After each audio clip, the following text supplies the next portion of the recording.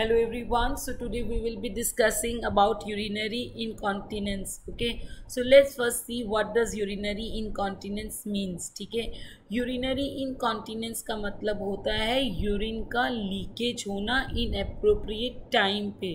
ध्यान दीजिएगा, मैंने inappropriate टाइम बोला है, मैंने ये नहीं बोला यूरिन का लीकेज वेजाइना से हो रहा है. ठीक है. यूरिन का लीकेज जब वेजाइना से होता है तो वो होता है फिस्टुलाज में, जो हम ऑलरेडी पढ़ चुके हैं.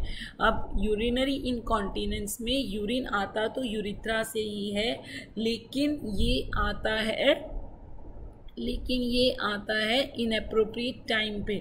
आप सबको पता है हमारा एक वॉलेंट्री कंट्रोल होता है और हम लू में जाके ही मिक्चुरेट करते हैं, लेकिन जब ये वॉलेंट्री कंट्रोल चला जाता है और इनअप्रोप्रिएट टाइम पे यूरिन आता है तो उसको बोलते हैं यूरिनरी इनकॉन्टिनेंस. ओके, चलिए स्टडी करते हैं इसको. ये क्या है यूरिनरी इनकॉन्टिनेंस? तो FMG दिसंबर 21 और नीट PG 21 का क्वेश्चन है ये. Lady passes urine while coughing or laughing. Okay. On examination, there is second degree uterine prolapse and cystocele. What is the abnormality? So as you have seen that here the lady is passing the urine while coughing and laughing. So this is of course, as now you know, this is a case of incontinence, urinary incontinence, and on examination prolapse is there. So you will be knowing that the prolapse is also a etiology of incontinence. Okay, so which abnormality is there? Now you all know, I know already, you know that this is a case of stress urinary incontinence,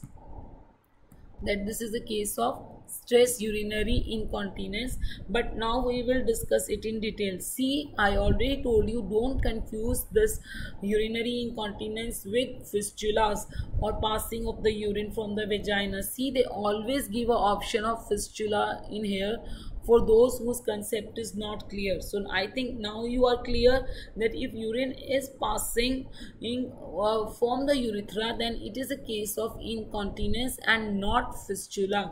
Okay, now let's discuss all the incontinence in detail.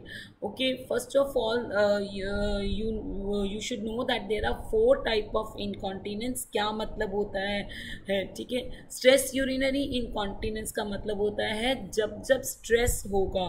Stress से यहाँ मतलब mental stress से नहीं है, यहाँ पे stress से मतलब है जब एब्डोमिनल प्रेशर इंक्रीज होता है. कब एब्डोमिनल प्रेशर इंक्रीज होता है? कफिंग, लाफिंग, एंड जब भी हम बैलून में एयर ब्लो करते हैं, वॉल्साल्वा मैन्यूवर करते हैं, इन सब सिचुएशंस में जो है एब्डोमिनल प्रेशर इंक्रीज होता है. एब्डोमिनल प्रेशर के इंक्रीज होने पे अगर यूरिन लीक होता है तो उसको हम स्ट्रेस यूरिनरी इनकॉन्टिनेंस बोलते हैं. एब्डोमिनल प्रेशर का इंक्रीज होना जो है वो जो है स्ट्रेस होता है. ठीक है. अर्ज इनकॉन्टिनेंस का मतलब होता है जब यूरिन होने की अर्ज होती है तब लीकेज होती है. ठीक है. अर्ज का मतलब क्या होता है? अर्ज का मतलब है यूरिन आने की सेंसेशन. ठीक है. तो तब लीकेज होना. पेशेंट जो है वो लू तक पहुंच ही नहीं पाता, उससे पहले ही उसका यूरिन लीक हो जाता है. ठीक है. और इन पेशेंट्स को जो है अर्ज भी बार बार होती है. दिन में जैसे 12 घंटे का दिन होता है तो 7-8 बार इन जो है पेशेंट्स को अर्ज होती है. ठीक है. सो अर्ज इनकॉन्टिनेंस इस अर्ज होने पे यूरिन का लीक होना. ओवरफ्लो इनकॉन्टिनेंस क्या है? ओवरफ्लो इनकॉन्टिनेंस का मतलब है जब पूरा ब्लैडर भर जाता है. पूरा ब्लैडर भर गया मतलब यूरिन बाहर नहीं आया क्योंकि वहाँ पे एक ऑब्स्ट्रक्शन थी यूरिथ्रा पे. तो कोई भी पेल्विक मास होगा, कोई किसी भी तरह का पेल्विक मास, वो जो है यूरिथ्रा को ऑब्स्ट्रक्ट कर देगा और फिर जब ब्लैडर डिस्टेंड हो जाएगा फिर ड्रॉप जो यूरिन आता है उसको ओवरफ्लो इनकॉन्टिनेंस बोलते हैं. ठीक है. 4th टाइप का इनकॉन्टिनेंस होता है न्यूरोजेनिक ब्लैडर. न्यूरोजेनिक ब्लैडर में सैक्रल नर्व्स डैमेज हो जाती हैं और उस डैमेज की वजह से पेशेंट सेंस नहीं कर पाता कि उसका यूरिन ब्लैडर जो है वो भरा हुआ है. फिर उसको जो इनकॉन्टिनेंस होता है उसको न्यूरोजेनिक ब्लैडर बोलते हैं. ठीक है।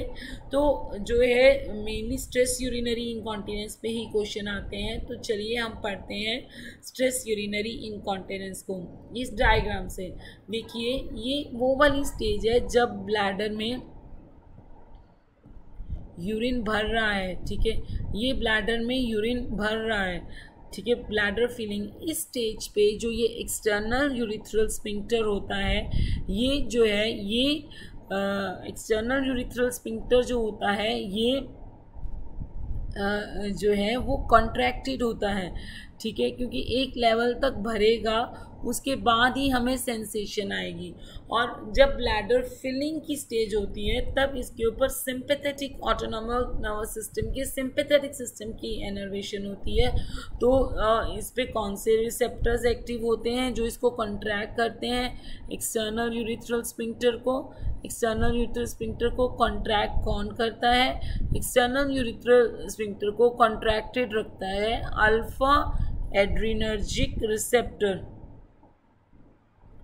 ठीक है। तो इसको कॉन्ट्रैक्टेड रखते हैं ब्लैडर फिलिंग के टाइम पे। अब जब 150 ml के आसपास यूरिन भर जाता है तब हमारे ब्रेन को सेंसेशन जाती है और हमें अर्ज होती है यूरिन की, ठीक है।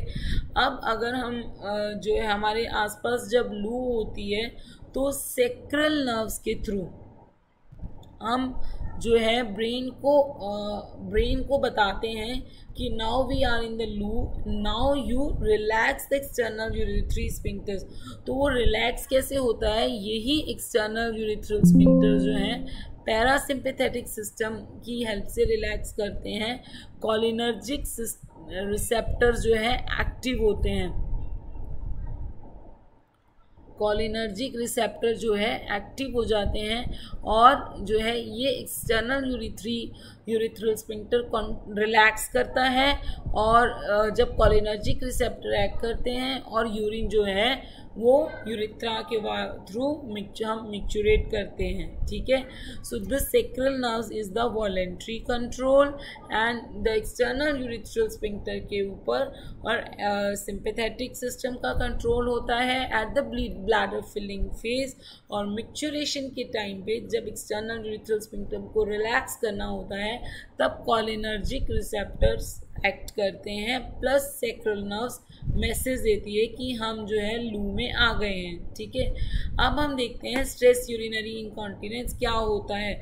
जैसे कि हमने पहले ही पढ़ा था कि स्ट्रेस यूरिनरी इनकॉन्टिनेंस में यूरिन लीक करता है जब एब्डोमिनल प्रेशर इंक्रीज करता है, ठीक है। तो इसकी इटियोलॉजी हम पढ़ते हैं क्या है कि जो है ये जो है नॉर्मल ब्लैडर है। अब इसमें जो है levator ani external urethral sphincter जो है, एक्सटर्नल यूरिथ्रल स्फिंक्टर और कुछ नहीं है, ये लिवेटर एनआई है। किसी भी वजह से ये जो एक्सटर्नल यूरिथ्रल स्फिंक्टर या जो लिवेटर एनआई है वो वीक हो जाता है। वो वीक हो जाता है इसलिए क्या होता है कि जो है वो एक नॉर्मल सा प्रेशर तो संभाल लेता है, लेकिन जैसे ही वो प्रेशर बढ़ता है, जब हम कफ करते हैं, लाफ करते हैं, जब किस भी कंडीशन में वो एब्डोमिनल प्रेशर बढ़ता है तो वो जो है लिवेटर एनआई तब जो है वो एब्डोमिनल प्रेशर के इंक्रीज होने से ये लिवेटर एनआई नीचे आ जाती है, ठीक है। लिवेटर एनआई नीचे आ जाती है, उसका वो उतने इंक्रीज एब्डोमिनल प्रेशर को संभाल नहीं पाती और वो वीक लिवेटर एनआई या वीक एक्सटर्नल यूरिथ्रल स्फिंक्टर जो है वो नीचे आ जाता है। वो नीचे आ जाता है तो फिर इस तरह से यूरिन लीक हो जाता है, ठीक है। सो इसका जो है इसको दूसरी चीज़ बोलते हैं external urethral sphincter is weak. इसकी इटियोलॉजी बोलते हैं external urethral sphincter is weak और it is a hyper mobile urethra, ठीक है। सो रिस्क फैक्टर्स जो इस एक्सटर्नल यूरिथ्रल स्फिंक्टर को वीक करते हैं वो हैं एज। जैसे जैसे आपको पता है मीनोपॉजल एज आती है, लिवेटर एनआई पे दो तरह से इसकी टोन कंट्रोल होती है। नंबर 1 न्यूरल टोन, ठीक है, number 1 is neural tone and number 2 is estrogen tone. आप सबको पता है कि जो है मेनोपॉज पे ईस्ट्रोजन कम हो जाता है, तो ये लिवेटर एनाई काफ़ी ज़्यादा वीक हो जाती है। ठीक है, तो जैसे जैसे एज बढ़ती है इसका वीक होना बहुत ऑब्वियस है। तो ऑलमोस्ट हर ओल्ड लेडी को इस तरह की स्ट्रेस यूरिनरी इनकॉन्टिनेंस की प्रॉब्लम होती है। पैरिटी क्या होता है, जब जब जब एक लेडी कंसीव करती है तो लिवेटर एनाई पे बहुत ज़्यादा प्रेशर होता है, तो with each delivery the levator ani gets weak. Same condition is with obesity, और ओबीस लोगों का तो वेट ही इतना होता है कि लिवेटर एनाई जो है उससे वीक हो जाती है। कफ और वेट लिफ्टिंग में भी बहुत सारा भार जो है लिवेटर एनाई पे आता है और वो वीक हो जाती है। जो इसके टेस्ट हैं जिससे हम पता करा सकते हैं, सबसे पहले तो होता है स्ट्रेस टेस्ट। स्ट्रेस टेस्ट कुछ नहीं, सिंपल है। जो भी पेशेंट इस तरह की कंप्लेंट लेके आती है तो उस पेशेंट को हमने लिथोटमी पोजीशन में लेटाना है और उसको वाल्साल्वा मैन्यूवर करने के लिए बोलना है। ठीक है, वाल्साल्वा मैन्यूवर करने के लिए बोलना है या कफ करने के लिए बोलना है। हम अगर हमारे सामने वो यूरिन लीक होता है तो हम समझ जाएंगे कि ये जो है स्ट्रेस यूरिनरी इनकॉन्टिनेंस का पेशेंट है, और इसी को ही स्ट्रेस टेस्ट बोलते हैं।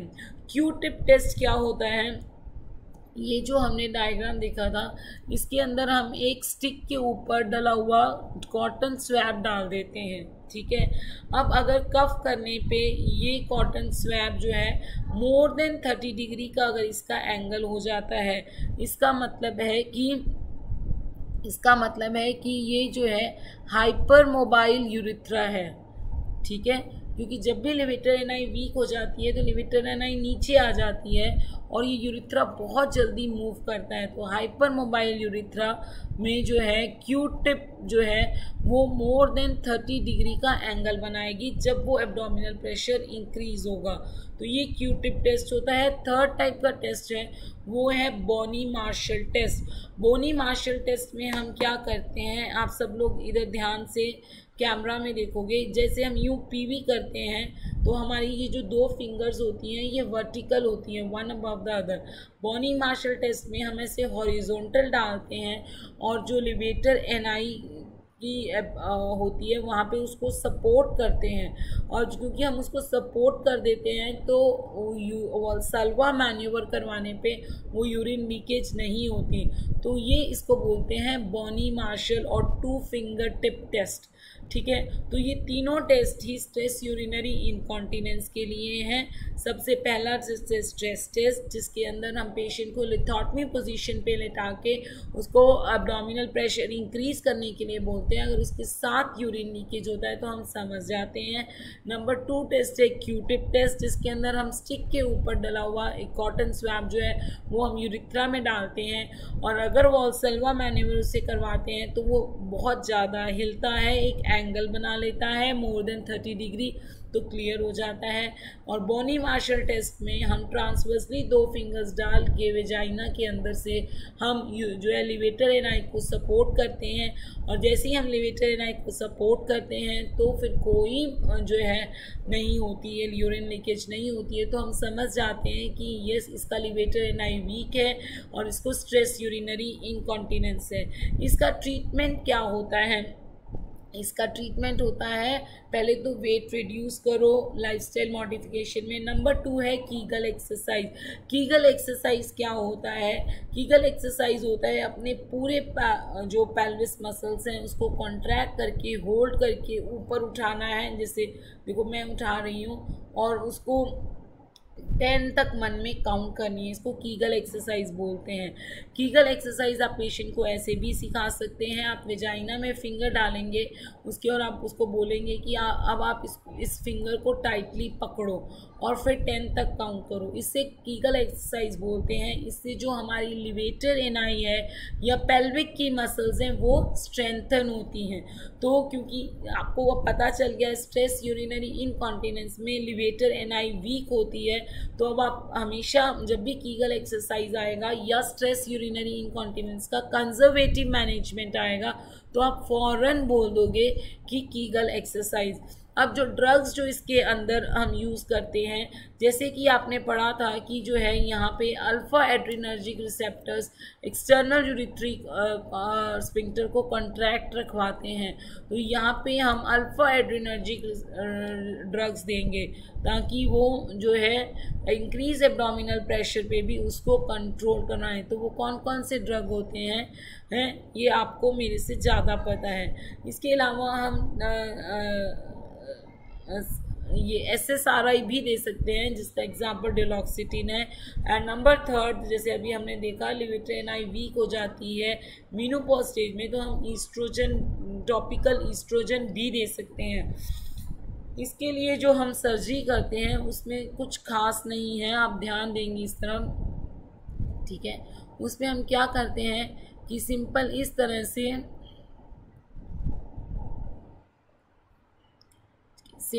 तरह से एक स्लिंग लेके इसके ऊपर लगा देते हैं, ठीक है। इसको इस तरह से लटका देते हैं, यूरिथ्रा के आसपास घुमा देते हैं एक स्लिंग लेके, तो उसको जो बोलते हैं उसको स्लिंग सर्जरीज बोलते हैं।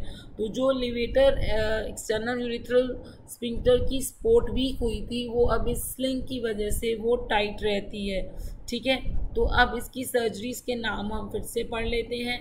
जो इसकी सर्जरीज हैं उसको मेनली हम स्लिंग्स लगाते हैं उनमें, ठीक है। जो इसकी सर्जरीज हैं वो सारी की सारी के से स्टार्ट होती हैं, जैसे कीगल एक्सरसाइज भी के से स्टार्ट होती है।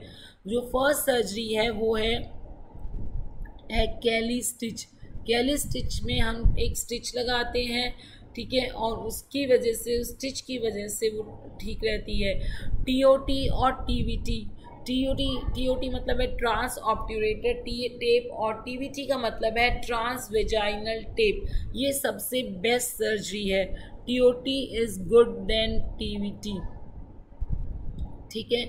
और जो है इसमें हम जो है ऑब्ट्यूरेटिव फोरामेन से या वेजाइनल से एक टेप घुमाते हैं और वो जो है वो स्लिंग का काम करती हैं। एब्डोमेन से जो सर्जरीज होती हैं वो है बुर्च कॉल्पो सस्पेंशन और मार्शल मार्चेटी क्रैम्प्स। तो आप देख रहे हैं कि यूजली कीगल का के, कैलीस का के और MMK का के, इन सब में के बहुत ज़्यादा आता है। तो स्ट्रेस यूरिनरी इनकॉन्टिनेंस की सर्जरीज में के बहुत ज़्यादा आता है, और इनमें से सबसे बेस्ट जो है वो TOT है। TOT इज़ ट्रांस ऑब्ट्यूरेटेड टेप, और उसके बाद सेकेंड नंबर पे ट्रांस वेजाइनल टेप है, ठीक है। So this was all about the urinary incontinence. Now let's study about the urge incontinence for a small while. अब आपने यहाँ पे देखा था यूरिनरी मिक्चुरेशन की फिजियोलॉजी में कि जो है जैसे ही ये अर्ज होती है यूरिन पास करने की, तो एक्सटर्नल यूरिथ्रल स्फिंक्टर जो है वो रिलैक्स हो जाता है। तो ये जो ब्लैडर है ये कॉन्ट्रैक्ट करता है। यूरिन मिक्चुरेशन के टाइम पे ये ब्लैडर की जो मसल होती है वो कॉन्ट्रैक्ट करती है। ब्लैडर की मसल होती है डिट्रूसर। तो अगर अब ये ब्लैडर की मसल जो है वो एक्टिव हो जाए, डिट्रूसर मसल जो है एक्टिव हो जाए, तो वो हाइपर एक्टिव हो जाए, तो वो जैसे ही थोड़ा सा यूरिन भरेगा तो वो मैसेज दे देगी कि एक लेवल से ज़्यादा यूरिन है, क्योंकि वो तो हाइपर एक्टिव हो गई है ना। तो जो है यहाँ पे उस कंडीशन को हम अर्ज इनकॉन्टिनेंस बोलते हैं। आप समझ रहे हैं, नॉर्मली 150 ml पे ही ऊपर ब्रेन को मैसेज जाता है, लेकिन अगर ये और वो मैसेज देती है डिट्रूसर मसल, ब्लैडर मसल, और अब अगर वो ब्लैडर मसल हाइपर एक्टिव हो जाए, या उसको ऐसे भी कह सकते हैं कि वो डिट्रूसर मसल जो है वो अनस्टेबल हो गई है, तो उसको जो है हम बोलते हैं अर्ज इनकॉन्टिनेंस। तो जैसे ही 150 ml नहीं 50 ml भी यूरिन भरेगा तो वो ब्रेन को मैसेज दे देगी और उसको बोलेंगे अर्ज इनकॉन्टिनेंस, ठीक है। डिट्रूसर मसल कब कब ओवर एक्टिव होती है? यूटीआई में ओवर एक्टिव होती है, डायबिटीज़ मेलाइटिस में ओवर एक्टिव होती है, और नर्व डैमेज में ओवर एक्टिव होती है। तो मैंने बहुत सारे डायबिटीज़ मेलाइटिस विद मस्कुलोपैथी वाले पेशेंट देखे हैं जो अर्ज इनकॉन्टिनेंस का शिकार होते हैं, इसलिए वो अपनी लास्ट स्टेजेस में जो है कैथेटराइज ही हो जाते हैं। ठीक है। तो detrusor is over active in UTI and then in diabetes mellitus then in the nerve damage. इसके लिए हमें पेशेंट का ट्रीटमेंट में जो नॉन सर्जिकल ट्रीटमेंट है उसके अंदर हम ब्लैडर ट्रेनिंग एक्सरसाइज करते हैं और जो है जो ड्रग हम देते हैं, अब क्योंकि जो है कोलिनर्जिक रिसेप्टर्स के एक्टिव होने पे ही एक्सटर्नल यूरिथ्रल स्फिंक्टर खुलता है, तो यहाँ पे जो है हमने एंटी कोलिनर्जिक देने हैं जो कि टॉल टैरोडीन या ऑक्सीब्यूटिनिन होता है। हम चाहते हैं चाहे कि ओपन ब्रेन को मैसेज चला जाए बट हमारा एक्सटर्नल यूरिथ्रल स्फिंक्टर जो है वो रिलैक्स ना हो, तो हम एंटी कोलिनर्जिक देते हैं, वो कॉन्ट्रैक्टेड ही रहे तो हम एंटी कोलिनर्जिक ड्रग्स देते हैं। Tolterodine anti external urethral sphincter relaxer देते हैं, तो टॉल टैरोडीन और ऑक्सीब्यूटिनिन होता है। अब इसकी सर्जरी के लिए हमें पूरी की पूरी ये जो डिट्रूसर है उसको जो है हमें ठीक करना पड़ता है, तो उसकी सर्जरी को सिस्टोप्लास्टी बोलते हैं, या हम यूरिन आने के तरीके को ही, यूरिन आने के रास्ते को ही डिवर्ट कर लेते हैं, जिसको कि हम यूरिन डिवर्जन बोलते हैं। ठीक है। इसके बाद जो है ये क्वेश्चन एम्स मई 2018 का आया हुआ है, बहुत ज़्यादा डिफ़िकल्ट क्वेश्चन था, फिर भी हम लेते हैं क्योंकि अगर रिपीट हो तो हमें आना चाहिए। While performing Burch operation there was significant bleeding in the space of Retzius. Space of Retzius जो है रेक्टस एब्डोमिनस के पास होती है। बुर्च ऑपरेशन मतलब बुर्च कॉल्पो सस्पेंशन, जो कि हम स्ट्रेस यूरिनरी इनकॉन्टिनेंस में करते थे स्लिंग सर्जरी एब्डोमिनल अप्रोच से। सोर्स ऑफ ब्लीडिंग हमें पता नहीं चलती है, स्पेस ऑफ रेट्जियस में खूब सारी ब्लीडिंग हो गई है। एक तो आप स्पेस ऑफ रेट्जियस का ध्यान रखोगे, रेक्टस एब्डोमिनस के पास होती है। अब इसमें नेक्स्ट स्टेप क्या होगा, कॉल द वस्कुलर सर्जन। तो अब इसके साथ साथ आपको ये भी पता होना चाहिए कि स्पेस ऑफ रेट्जियस जो है ये जो है ये जो स्पेस ऑफ रेट्जियस है ये स्पेस ऑफ इसके अंदर कोई मेन आर्टरी या मेन वेन नहीं होती है, एक छोटा सा वीनस प्लेक्सिस होता है जिसे प्लेक्सिस ऑफ सेंटोर्नी बोलते हैं, बहुत ही छोटा सा होता है, और ये ब्लीडिंग जो है अपने आप थोड़ी देर में बंद हो जाती है। या फिर हमें उस स्पेस ऑफ रेट्जियस पे जब हम 2 फिंगर रख देते हैं, वेजाइना से भी इसको हम अप्रोच कर सकते हैं, तो वो जो है वो प्लेक्सिस दब जाता है और वो ब्लीडिंग कंट्रोल हो जाती है। तो इसका जो है कॉल वस्कुलर सर्जन ये तो गलत हो जाएगा क्योंकि उसमें कोई भी मेन आर्टरी या मेन वेन नहीं होती जो वस्कुलर सर्जन आके ठीक करेगी।